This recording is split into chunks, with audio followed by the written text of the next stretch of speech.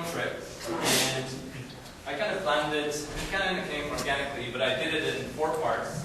The first part, I was doing a organized tour of Scotland for 2 weeks, and then I went to the Islay Festival for 5 days, and then I had a train pass, so I did a lot of places in the UK using my train pass. And then I did a 2-week vacation in Scandinavia.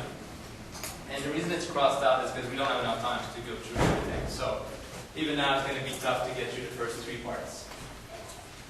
So, about some trip statistics. So my trip was 42 days. I took 30,000 pictures. I'm not kidding, so it took me a while to get this presentation made. I went through 6 countries. I went by 5 seas, or I was next to 5 different seas. I used 4 different currencies. I stayed in 24 different hotels and 4 hostels. I took 9 planes, took 15 different ferries, 2 scenic trains, 24 regular trains, 6 taxis, and 1 gondola. So the first day was I flew straight from Victoria all the way to Edinburgh, going through Vancouver and London in the middle. I've got maps for everything because this is a mapping company, and basically I've always got the kind of the thing I did during the day, and then an overview map so you can locate it through the United Kingdom. So I got to Edinburgh around 3 in the afternoon, so I wanted to, my tour didn't start until the next day. So I had a bit of time, so this was my room, so that's one of the hostels. But the view from the hostel wasn't bad, so this was the view that I got. So one of the things I wanted to do in Edinburgh is go to the headquarters of the Scotch Malt Whisky Society, which some people here at Latitude are members of. And there's 2 different ones in Edinburgh, but the one I went to was the first one, which was the Vault. And I bought a couple of bottles. Now you technically can only bring 1 bottle back, or at one point some liters. So I bought 2 bottles, and my plan was to drink one while I was on the trip, which I did, and bring back the other one. And I also had a nice little meal of bangers and mash. The second day was still at Edinburgh, and here I'll explain. I went to the Glenkinchie distillery. So my trip, my organized tour only started at night. Oh, by the way, this was also May 11th, which was my birthday. But I'm just going to birthday on my own. So first thing I did is I went to the Glenkinchie distillery. It's about 15 kilometers from Edinburgh. And if you ever go to Edinburgh, you can actually book it, and they'll actually have a shuttle that leaves from town, take you to the distillery, and take you back. So it's really nice. One thing here, I took this picture.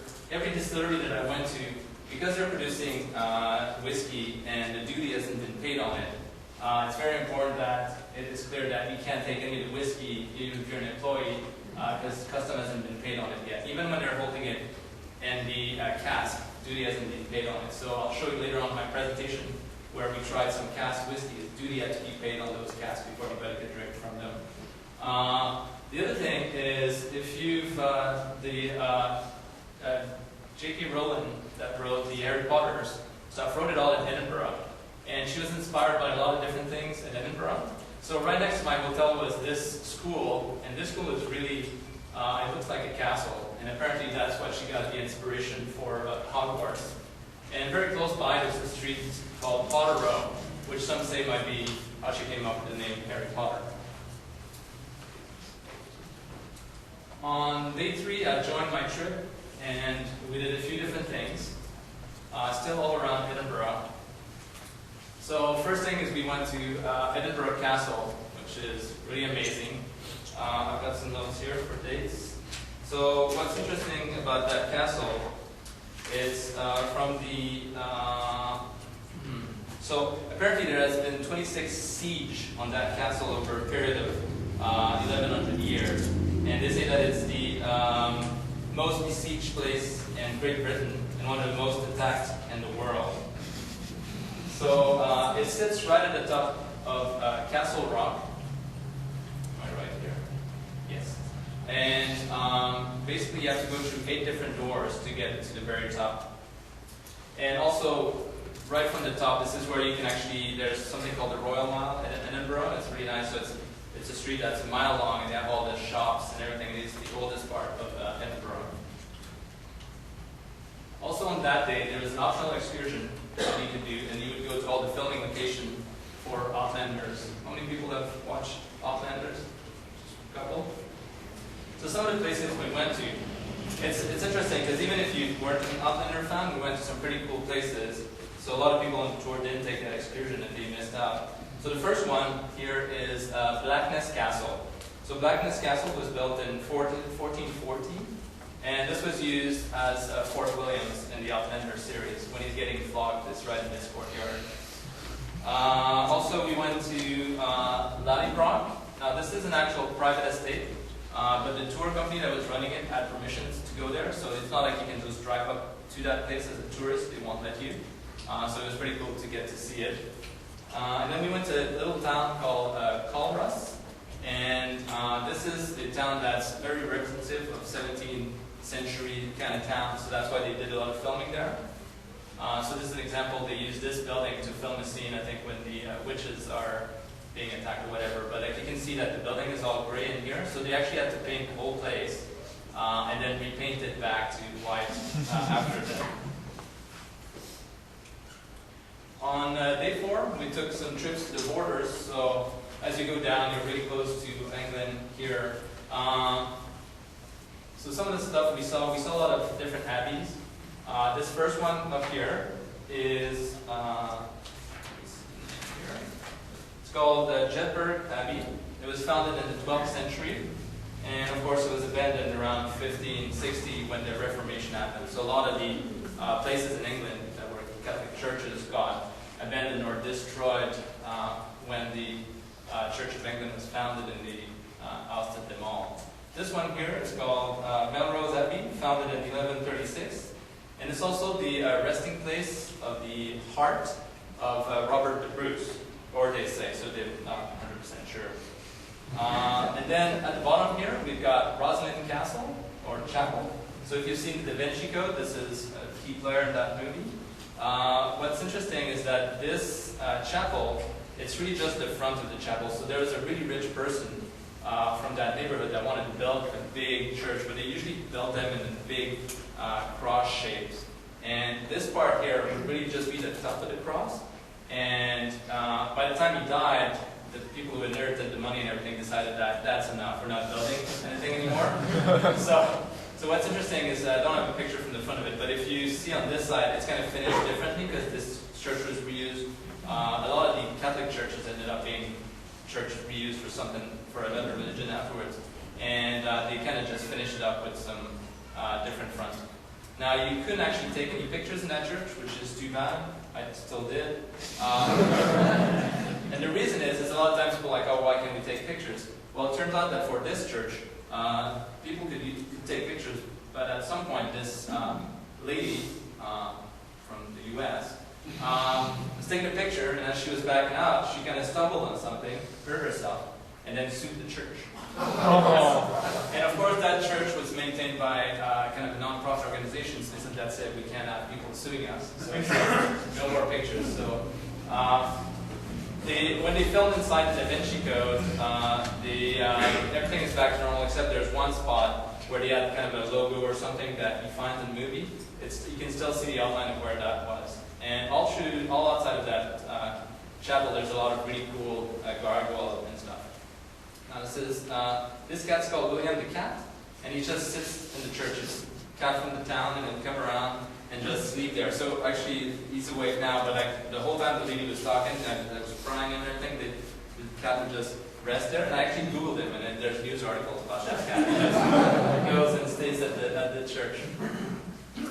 On day 4, also did some more visiting in Edinburgh. So this is Grey Friars Bobby. So this dog is a dog that once his master died, for the next 14 years would always go at the grave of his master, and they kept kicking him out of the cemetery. But every night after the gate closed, he would come back in.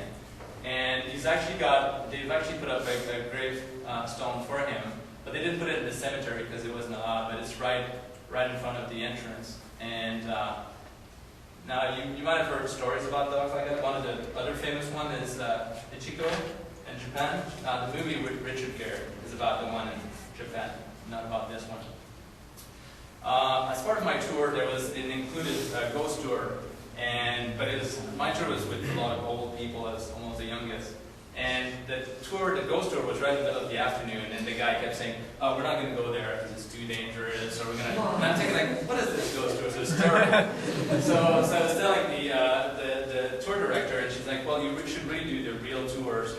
That like they have some at 10 tonight. I said, I can drop you off at the Royal Mile, and you can pick up one of those." And I said, "Great," because one of the things I really wanted to see is I really wanted to see this stone circle. Annie and I were watching a TV show where they were showing stuff around Edinburgh, and they went to the vaults, and they were showing this where apparently when you go inside that circle, there's like, you can feel presence, or there's bad vibes, or people faint, or stuff like that. And as we were watching that, Annie warned me, "Don't go there. I don't want you to go there." So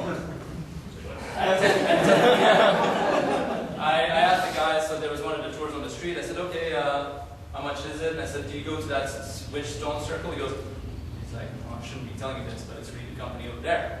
So, switch companies. and then what's really interesting is they have all of these old vaults. I took some notes about the vaults. They were built in 1788. And at first they were like shops and everything, but eventually they fell into disrepair, and then it ended up being a lot of homeless people and everything in there. So it's pretty cool to go through that. Now they're all closed, and you need to get access through the ghost tour. So anyway, he explains that whole story about this, and at the end he goes, "Well, does anybody want to go inside after everything he said?" And I said, "Well, hell yeah." So Annie wasn't too thrilled about that. Annie wasn't with me, but I sent her a picture. Did you see any ghosts? No, I felt great. Actually, this is the best day of my life. So on day 5, we start our trip out of Edinburgh. So we went all the way to Pitlochry. So there was a bunch of different things that we saw. This one is St. Andrew's Abbey, which is another abbey that was destroyed. Now St. Andrew's is where they have St. Andrew's University. This is where Prince William did his studies, and that's where he met Kate.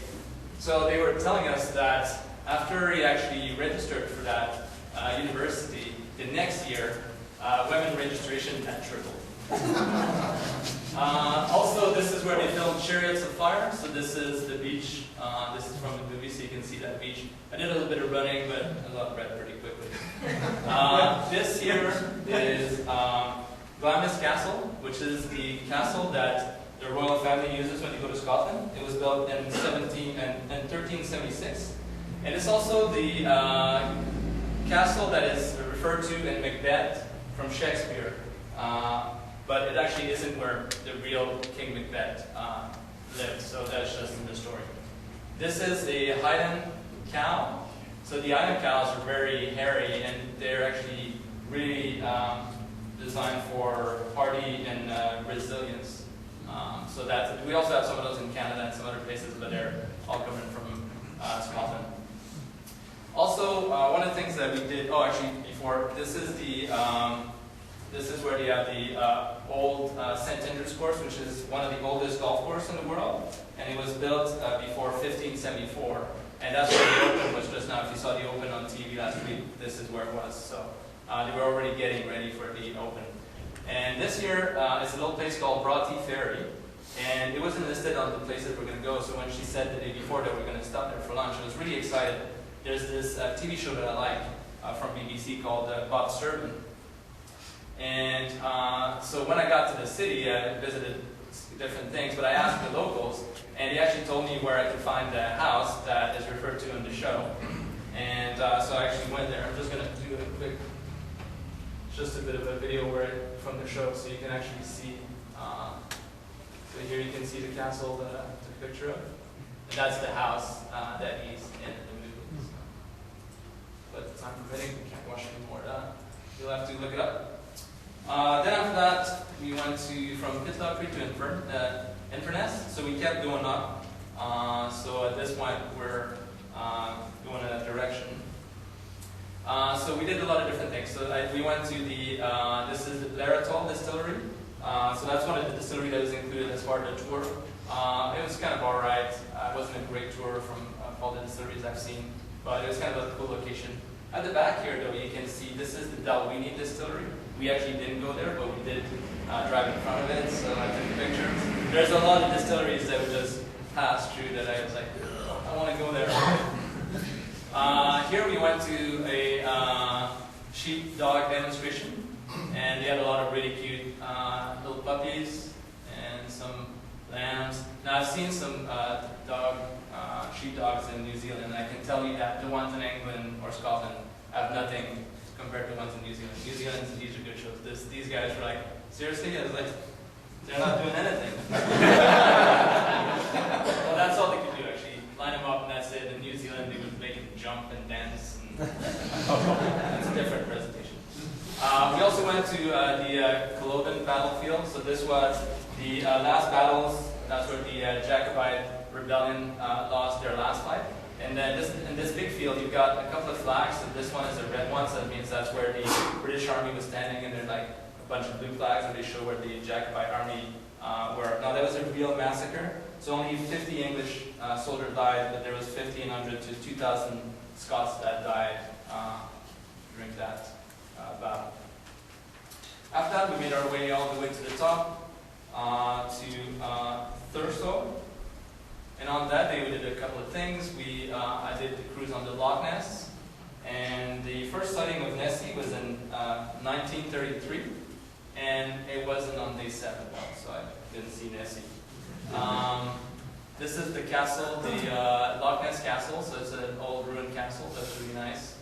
One of the things they also have in the north of Scotland is they have a lot of the oil platform. Now, these platforms are not operating right now. They're North Sea oil platforms, but they'll actually bring them to the north of Scotland for maintenance. So there's a bunch all around, and they're just being maintained. We also went to Dunrobin Castle, which is a really nice castle. It originates in the Middle Ages, but the buildings we see are mostly from 1835. There's 189 rooms, and while we were there was an actual wedding going on. And our tour guide told us that if you want to get a wedding in that castle, it's £10,000. And that's just for the wedding. It's not even a reception afterwards. And the gardens at the castle are based on the gardens at Versailles. They also had a really cool falconer at the bottom of the next to the garden that did some shows. And that's me with selfie with an owl.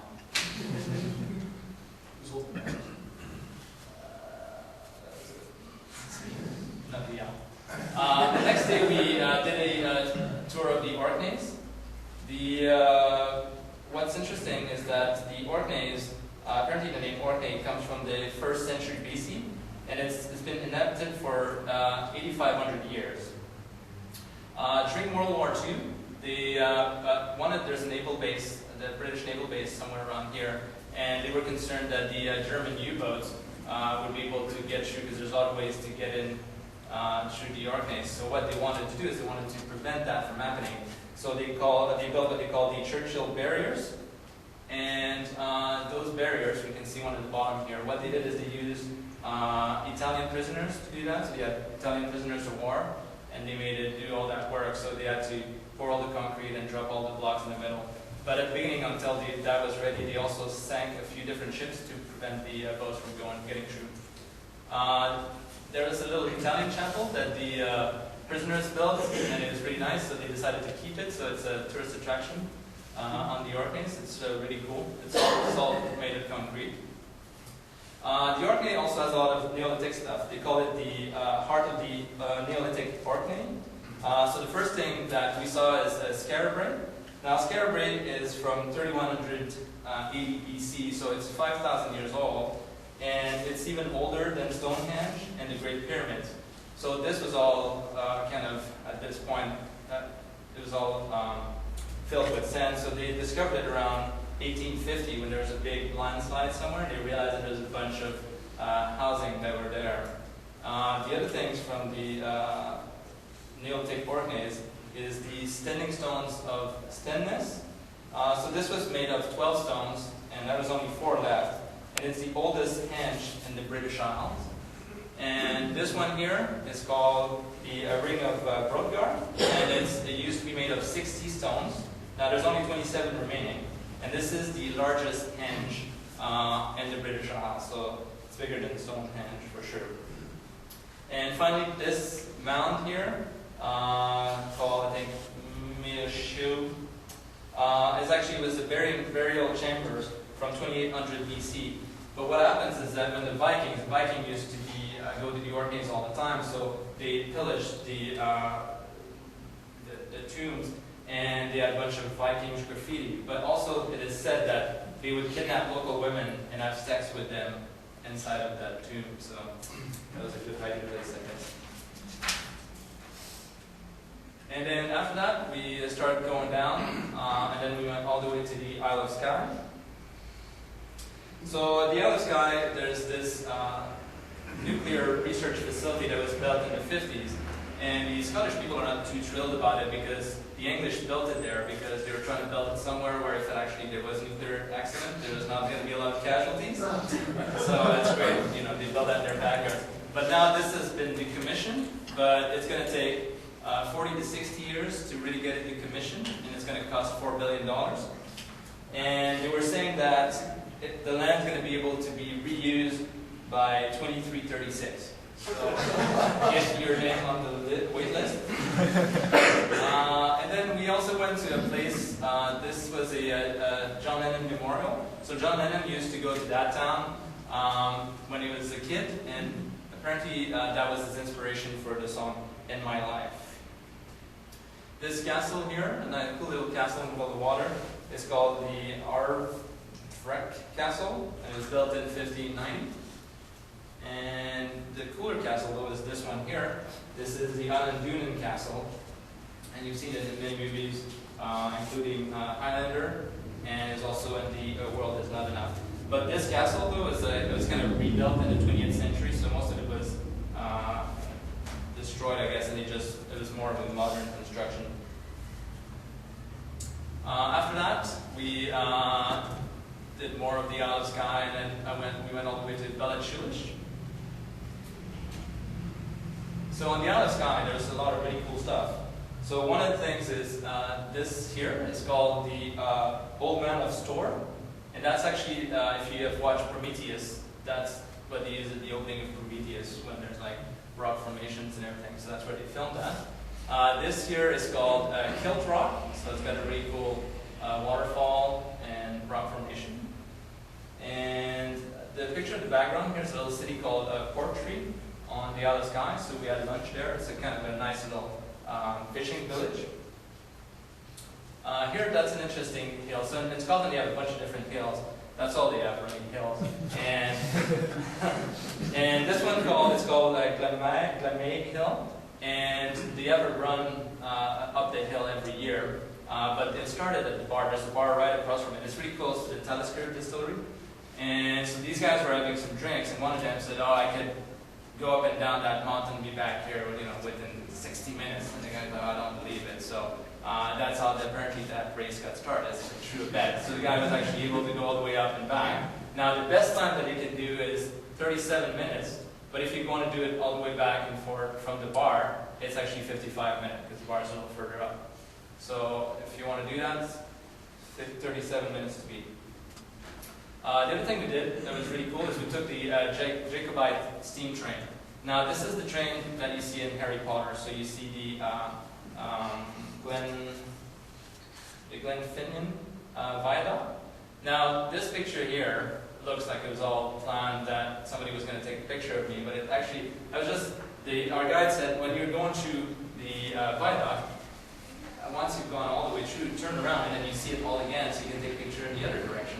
So what I was doing here is we're coming to the end of it, and I was like, oh, I better turn around and see if it's time to start taking pictures from the other side. And there's this lady from my tour that was in a different cart, and she actually took a picture, and she came later, she goes, oh, I think I took a picture of you while you were taking pictures. So it turned out really well. So it looks like it's fun, but it's just a coincidence.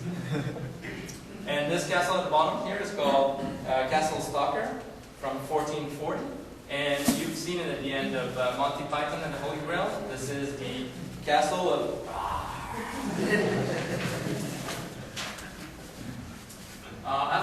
did the Isle of Mull and Iona. So really the Isle of Mull is this really big island that we kind of just went through, maybe had lunch on it, but Iona was kind of the destination.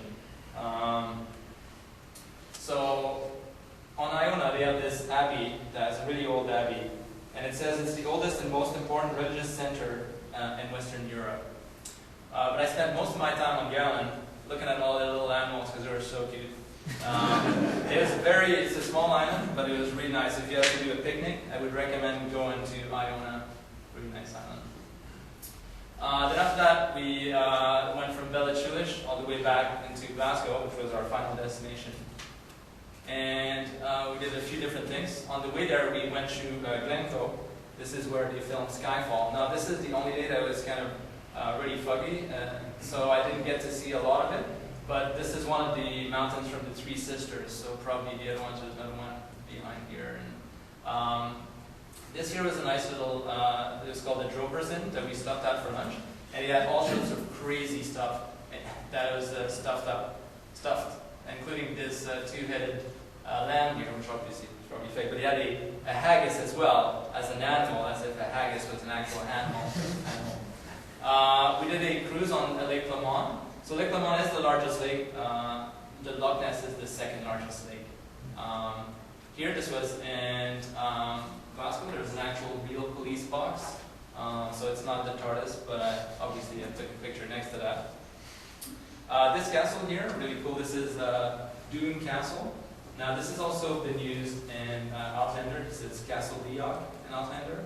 But it's also used in Monty Python and the Holy Grail. They use it for almost everything. So every castle you see in that movie is this one.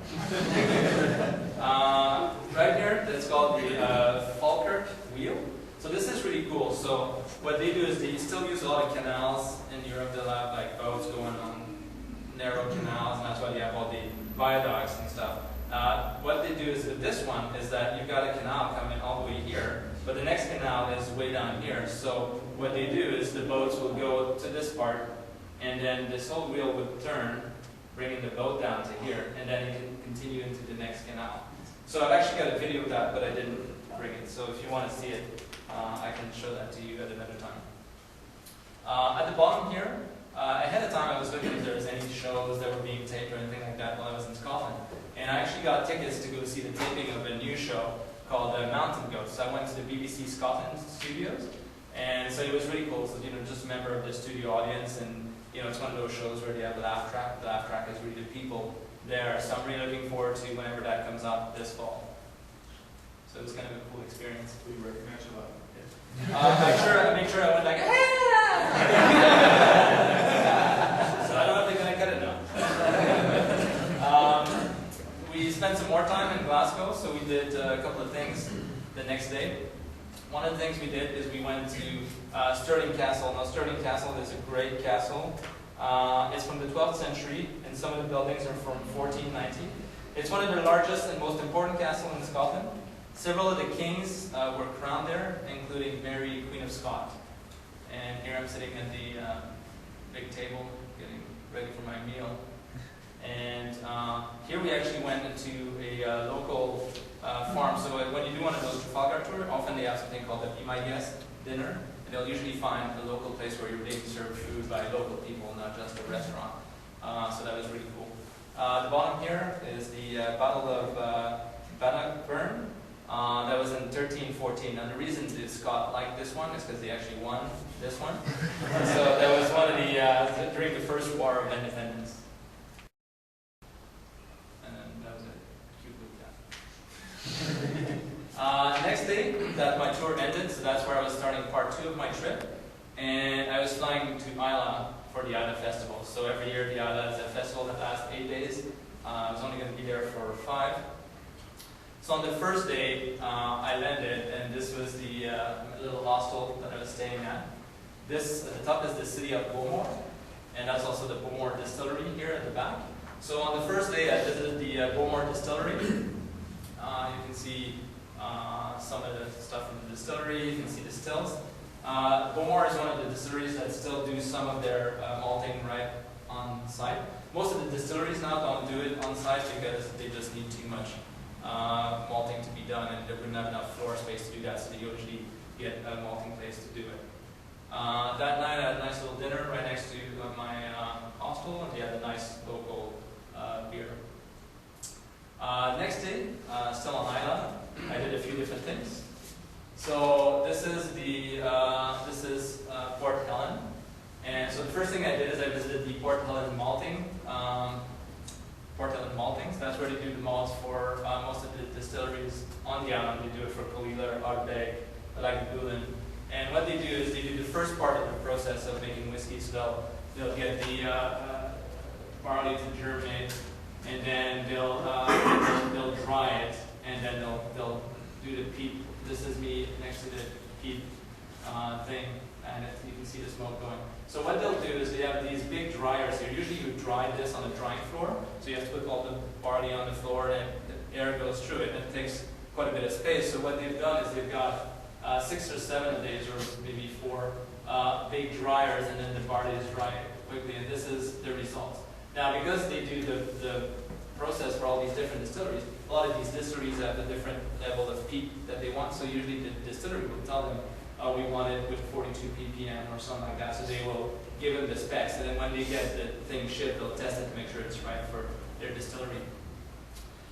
This up here is Ardbeg. I didn't visit it that day, but I did have a nice meal and a couple of free drinks they gave me. I also went to Lepop.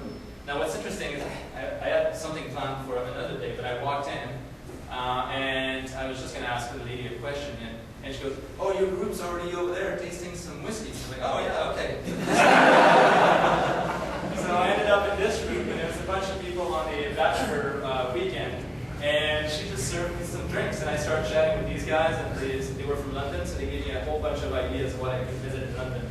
So that was really cool. And then I visited the Lefroy distillery, including tasting some of the whiskey malt, before it gets distilled. So that was pretty cool. I'm going to speed up a bit here. So more distilleries. I went to the Isle of Jura, which is really awesome. If you do go to Islay, you want to take the trip. It's a short little ferry to Jura, and we did a tasting of the distillery. Also, it was the Colilla Open Day. So if you go during the festival, every distillery has a different day where they have an open day. And when that's the case, they give you a lot of free booze, so that was kind of nice. That night, we went to a noseling and a Keeley. So the noseling was pretty cool. So you got there and you had like 8 different glass, and you had to determine which 8 distilleries these came from. And the last 2 were actually new make. So when you distill the whiskey and it doesn't sit in a cask for 3 years, just when it's coming out of the distill, it's called a new make. So they also had 2 new makes that you had to determine which one of the 8 distilleries this new make comes from, which is really tough because at this point it hasn't aged, so it doesn't really taste like the distillery. Now I didn't win, but the winner had like 5 or 6 bottles of Scotch, surprise. Next day I did go to the Kilcoman distillery. Kilcoman I really enjoyed because it's a very small family style distillery. You can see they still do a lot of the work by hand. They also had their still open, so I was actually able to see in this still, because usually all the other places, all the stills were closed. They have a very small bottling system, so they have to bottle every bottle one at a time. I'll contrast it with another picture in another slide where we see a bigger bottling. I also went to Ballachulish, which is a really nice distillery. They do a lot of small batch whiskeys. And here you can see the truck. So usually they'll make the whiskey, but they won't even put it in the cask at the distillery. They'll all put it in the truck and ship it somewhere else to be put in cask and stored. So on the last day on Islay, I was flying back to Glasgow. So I did a visit of the Ardbeg. Now this was really fun because it was called Deconstructing the Dram. So what they would do is they would show you all the different casks that they usually use to make one of their whiskeys. So for example, one of the casks was a first-time fill barrel, and one of the casks was a refill barrel. So they take these 2, and that's what they use to make their, I think, the Ardbeg 10 or 12. And then if you want to make the Ugadal, they also take a sherry cask and they mix it with the other 2. So by tasting all the different parts, you can see the process of making an actual whiskey. And they also made us taste some really nice 40-year-old whiskey. That was pretty amazing. And then by the end of it, was, partying like there's no tomorrow.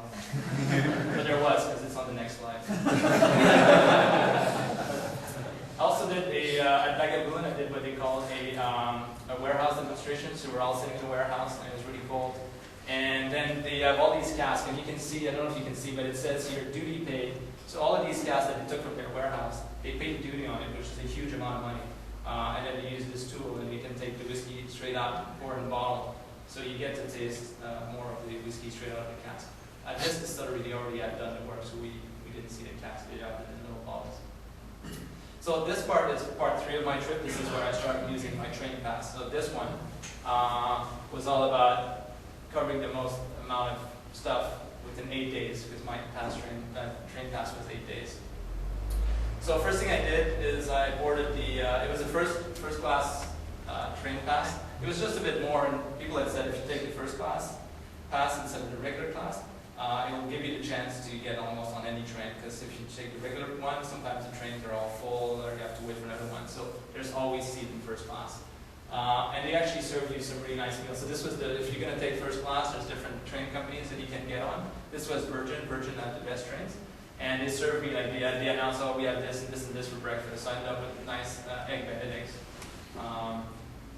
Here is the Lake District. So on the way down from, when I was coming down from Glasgow, the Lake District is over here.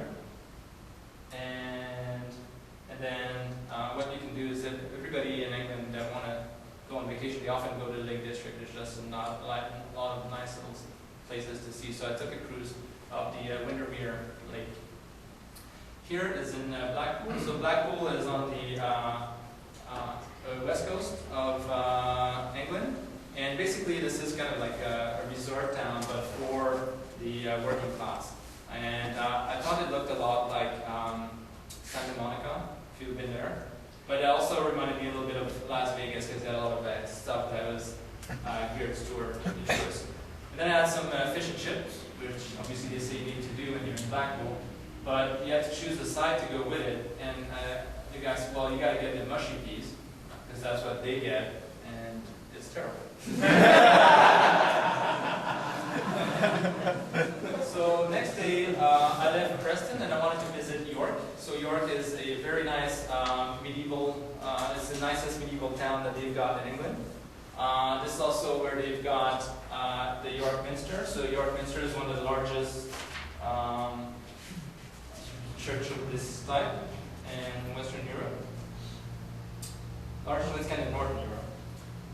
You can also, I went to the Warwick Center. So basically, in 1975, they were doing some excavation because they wanted to rebuild the city hall, and they discovered a whole bunch of old wooden structures from the old Warwick city, like it was a Viking city in York. So what they did is they did an interpretive center. So they took, for 4 years, they took all of the objects, 40,000 objects out of the ground, but then after that, they have to seal it back up. So they created this super awesome center really close by, and what you do is you get on in these big chairs, and these chairs just go around, and then you're just riding through that little village that represents everything. So you can see all the animatronics doing stuff. And this guy here is just taking it down. That was their public toilets. Some of the other stuff here, this is the York Castle. This picture here is taken from the top. You had a great view of the whole city. They also have a very nice city wall that you can walk along. Then after that, I decided that day that I was going to add Scarborough to my trip. So I took a train to Scarborough, and then after that, Manchester. So Scarborough is another resort town, but in this case, it's on the east coast. Now, it was really awesome, really nice. Weather was great. And this city is less kitsch than Blackpool, so it's a bit more upscale. Now, you've all heard of Scarborough from the song Scarborough Fair. So the Scarborough Fair used to be held in Scarborough between the 13th and the 18th century, and it was a 6-week trading festival. So there'd be people coming from all over the countries, and they would trade stuff for 6 weeks. Here, I thought it was interesting. They don't have a dollar store; they have pound worlds. And I think when I was in Japan, they had a 100 yen store.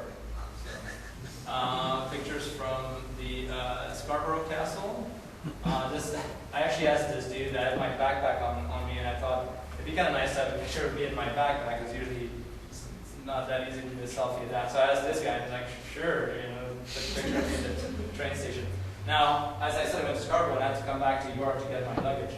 And as I got there, it was Saturday, and it was insane. There was like people parties. So in England, a bachelorette party is a hen party. And we also had like a bunch of people for stag, so you can see they all have sashes and everything. And it was just everywhere. It was insane. Like, it was so busy. So I did some research when I was doing my presentation a couple of days ago, and it turns out that there's an article written about just a few weeks back where the city now is declaring that York on Saturday night is a dangerous place because there's so much ruckus with all the people coming for hen parties and stag parties. So it was, all the signs were there. Then after that, I went from Manchester. I visited Warwick Castle as well as Birmingham. So Warwick Castle, I thought it'd be kind of nice. It's not too far from Birmingham, so I'd like to go see it. So I took a few trains to get there. And when I got to the gate, because the day before I'd gone to Scarborough and it was like £5 to get in. So I get there and she goes, it's £24. I'm like, that's like $50 Canadian. I was like, oh, well, I'm here now, I might as well pay it. But it turns out that this kind of was almost like a Disney World. They had like all sorts of rides and stuff for kids and everything. So really I was subsidizing kids when I went to see that castle. So this is one of the things that they had. For example, they had this pretty awesome 3D thing where it showed all the battles that were at the castle, and I think we might see some fire or something like that. But like, it would keep on changing and you'd see smoke and see where everything fell. This was actually a really nice castle. This castle was built in 1068 by William the Conqueror, and has been used since then, so it's never been in disrepair. And then I went to Birmingham. Now Birmingham, everybody that I was describing when I was planning to do on my trip, I said, well, I want to see Birmingham, and everybody in England and Scotland were like, don't go to Birmingham, it's a shithole, right? And I was like, well, I kind of want to go. So I went there, and it was amazing. I love that city. So whoever tells you don't go to Birmingham, I think this one was one of my favorite cities in the UK. So it's the second largest after London. It's got 1 million people. And it's very easy to walk everywhere. And there's a lot of really cool buildings and architectures. And people were really friendly. So Birmingham, put it on your list. So on one day I wanted to go to Liverpool, so that was a very short ride. Now I did have a first class train pass, but there's some trains that just don't have a first class compartment. So this is one of those. Because these two cities, people work in each other's city, they have this commuter train, so it was pretty jam-packed with people. So Liverpool is all about the Beatles. So I went to the Beatles story. So you visit, they've got a really great thing. They have like props, but they also have like a bunch of descriptions of the whole 10 years of the active career of the Beatles. So that's really cool. And then I visited some of the places in Liverpool. For example, the Cavern was a pub they used to perform at. Now the original pub has been destroyed, but this was on the location of where it used to be. And on the streets around there's all sorts of Beatle-related stuff, so it was kind of cool. And there's this guy, just a street artist, that's kind of building this sand castle. That was pretty cool. After Liverpool, it wasn't a great day. It was kind of rainy, so I went back to Manchester because I still hadn't spent a lot of time in Manchester. Now, if you're going to be on a vacation for 6 weeks, at some point you need to get a haircut. So that's it here. Maybe you didn't see it because you're distracted, but the haircut there. It's funny because I forgot that, so I go and get a haircut once I get back to Victoria. And my hairdresser, I told her I had a haircut while I was in Manchester, and she goes, oh, I know, I was looking at your Twitter. And then I remembered that actually I gave her my Twitter thing before leaving, so she totally thought I was going, well, of course, you got to get a haircut while you're on vacation. But it's pretty funny that she had seen my haircut. Manchester's got, I didn't really like Manchester that much. Everybody says, oh, Manchester is such a cool city and everything. But I think it's the same as Montreal. People also go, I love Montreal, but Montreal is all about the nightlife and the festivals. The city itself is like, eh. So I think this is the same with Manchester. Probably the nightlife is amazing, and that's why people love it. But in terms of city, I didn't think it was all that much. This here is the football museum. I didn't go to it, I didn't have time, and also I don't like soccer. But I did go right next door, and I went to see Mad Max Fury Road. If you're going to be on vacation for 6 weeks, you can't miss it on IMAX, so I did that. This is the Chinatown in Manchester, and so I was thinking, like, okay, I want to eat something different, maybe I'll eat some Chinese food. So I get there, I was looking on my map to get there, and I get there, and there's literally nothing around. Like, this is this smallest Chinatown I've ever seen. I couldn't find anything. I'm like, whatever. I went and ate somewhere else. And when I looked it up for my presentation, it turns out that this is the second largest Chinatown in the UK. I don't know. You tell me. After that, I did a slight trip to London, and then went to Bristol and Cardiff. Now, the reason I did a slight trip to London is I realized that going from Manchester all the way to Cardiff was almost 4 hours. So if I was going to do any visiting that day, at the end of the day, I would have 4 hours to do. But by breaking it up like this, it was 2 hours here and 2 hours there. Also, this was a really nice train ride in first class and everything, so I said, why not? So what I did is I took the train, and I actually ended up watching Night at the Museum 3 on the train, because I knew I was going to see the British Museum. Now, I went to London in 2000, and I wanted to go to the British Museum, but I missed it. So I said, this time around, I really wanted to make sure that I get to see the British Museum, so that's why I did the side trip.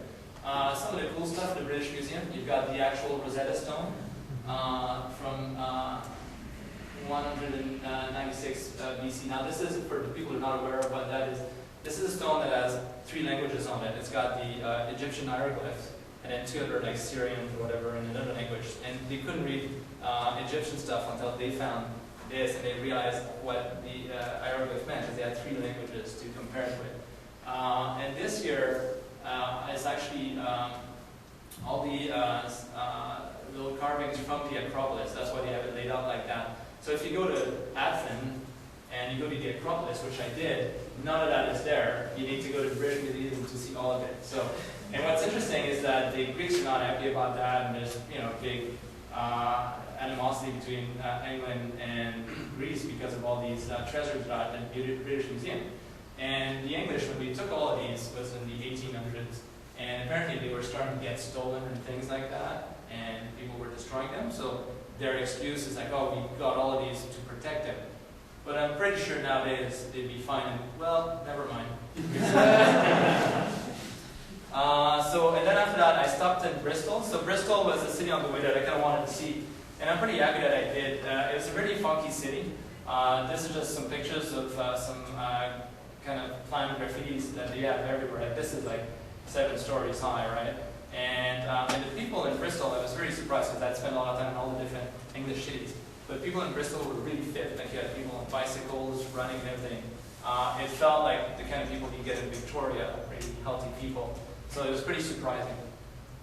And then after that, I made my way to Cardiff. It was already kind of late. This is the Wales Millennium Centre, and it was good that it was at night because you can see it all lit up. And for anybody fan of Torchwood, this right next to there. This is the main entrance in Torchwood. And this is the secondary entrance where Yanto used to be. And what's interesting, and if you watch Torchwood, they actually made the character die in Children of the Earth. And people are really sad about that. So they actually made a shrine to the character on TV, and it's just loaded with, like, people just keep posting messages and everything. And even if you look on Google Maps now, it says Yanto Shrine, so it's become an official place. I also went to the British Library when I was in London. And what's really cool is in the British Library, they had a special exhibition on the Magna Carta. And then again, the Magna Carta was written in 1215. And if you're not familiar with that document, that's when the people were mad at the king for stealing all their money and everything. And that's when they kind of wrote this document that said that the king couldn't just take all their stuff without being represented or something like that. 3 months later, he kind of got rid of it. But then over the years, it kind of came back and everything. And a lot of the Declaration of Independence is based on the Magna Carta and everything. So it was a really cool exhibit. You also get to see books like one of the Gutenberg, original Gutenberg Bibles. So the British Library has some really cool books. And then after that, I made my way, I visited Cardiff and then made my way back to London. So in Cardiff, the reason I went to Cardiff, I'm a big Doctor Who fan, and that's where they filmed Doctor Who. So they have something called the Doctor Who Experience. So you get to, see all the props and everything. And this was, for example, the little American-style eatery where, they see the Doctor a couple of seasons ago. This year was this park where I'd read online where all the locations were, so I walked over to this park. And I didn't think about it. When I get there's a bunch of kids playing, but I wanted to take pictures. I'm like, oh, that's going to be awkward. So, so I started taking pictures, but as you can see, I'm making sure nobody's in the scene. And then these ladies are sitting on the ground, and all of a sudden one tells the others, and then she goes, hey, do you mind not taking pictures? And then I was like, oh, well, I said that I'm a fan of Dr. Who and everything. Like, oh, so they start talking to me. And they were from the neighborhood, and they actually were there where they did a lot of filming, because a lot of filming was done also in that neighborhood. So they told me stories about when they were shooting, and she was saying, oh, I was always trying to flirt with David Tennant. And here, this is the new Doctor, so there's a scene filmed right there. After that, back to London, and I did a side trip to Cambridge. Cambridge is a really cool little place, a bit north. That's where I did my gondola tour, so if you go to Cambridge, that's something to do. I was really surprised, because usually when you go to university, you can just walk to all the buildings and everything, and that's what I was expecting when I went to Cambridge. But the way that they've got the city laid out, it's pretty hard to get to any of those. They're very protected, right? So as you're going through the canal, you can see some of those buildings, but you can't just walk to those buildings from the streets. They're all gated and everything, so it's really hard to go to any of these. In London, I also went to see The Elephant Man with Bradley Cooper, and he actually got to see him after the show, signed an autograph. So there's just a little video that I posted on the internet. So it was kind of cool. Some of the other stuff, you can see here, there's the subway at night, and it's pretty sparse. You'll see in the next slide that the subway can get a lot busier. Enough with you. And also this happens to be the room I was staying at in London. So I was supposed to get a regular room, but as I got there, they gave me an upgrade. And I walk up and I'm looking at the room, I'm like, it's kind of alright. I turn around and there's that whole second room where they have like a living room and a kitchen area. And it was a nice view of Hyde Park. Oh yeah, I looked it up because I was curious because I was using my points. So I looked up how much it cost. It was actually £2,500, so $5,000 a night. So I was supposed to be visiting all day, and I was like, oh man, I really want to stay in that. So I kind of, the next morning I did check out at noon. I could go all the way to noon, and I did stay all the way till noon. On that day, I did a little bit more visiting in London. This is Cuddy Sarks, if you've seen that whiskey, the boat and the whiskey. So this was one of the, this boat was built, never mind, doesn't matter. Right next to it is, this is Greenwich, this is the Greenwich Meridian. So all these people are waiting in line to take their picture next to the Greenwich Meridian. I do have one fact about it that I looked up that was pretty interesting. So they established that in 1851. But only the English were using that. And then in 1884, they had 20 countries get together and decide that they were going to make this the prime meridian. So that became the prime meridian for the maps. But Paris was the only country that actually abstained from voting, so they didn't want that. And for the longest time, they kept using the Paris meridian for their maps. So you can probably find maps that use the Paris meridian. The other thing that's interesting is right here. This is on the south bank. So you can walk along, and this whole area is zoned as an alcohol zone. So there's pubs all around, and then people take all their drinks and just drink it in the middle. And so you're kind of almost like walking in an open bar area, but it's from all the different stores, and all the business guys and everything after work go there. Big Ben, some other stuff. I also went to the Shakespeare Globe Theatre, and I saw the Merchant of Venice there. And this is Jonathan Pryce. That was one of the stars of the show. Jonathan Pryce from Brazil and Evita. And that was his daughter also at the play. So that was really good. It's an open-air theater, and it's exactly built like the old Shakespeare theater was, but this one was destroyed. But the original one was built in 1599. So this is a newer incarnation, but it's really cool. And then on the last day, just before I took my flight in the afternoon to Copenhagen, I did some more visiting. Now the thing is, I wanted to see a change of the guards. So in the morning I went there, but it turned out that that day was a very special day, and I couldn't exactly find what that day was, but they had a bigger celebration than usual, so they had hundreds and hundreds of horses, and there's lines of people waiting to be seated in stadium-style seating. I can tell that the horses have gone by here. But what was interesting is that I did all that visiting, and then I needed to go catch my plane for 6 p.m. So I needed to go to Piccadilly Circus up here to get a subway that would take me all the way to Heathrow. So I'm like, yeah, no problem. Put my backpack, and I start walking. I'm following the map on my phone and everything. Then I get to one of the main streets, and it's all blocked, but it's blocked for kilometers around. So I asked the guy, I said, well, when can I go across? He's like, well, maybe in half an hour or something like that. I said, sure, can I go around? He's like, well, by the time we go around, it's probably going to be open to cross. So I had to just stand there and wait for the parade, which is fine. But I was like, oh, hopefully I don't miss my train. So here is an example of subway when it is busy. So imagine me with my big backpack with all these people. And finally, just some funky stuff I saw on the street. This is actually a simple, this building is the Agent General for British Columbia in London. And I remember seeing the same thing when I was there in 2000 and just stumbled upon it again. So it's always kind of interesting to see British Columbia mentioned. That's it. Look at that. Sorry, I didn't have any time for questions. Any 1 minute question? If you have questions, come and ask me after. I've got a million more stories about this trip. So, thank you very much.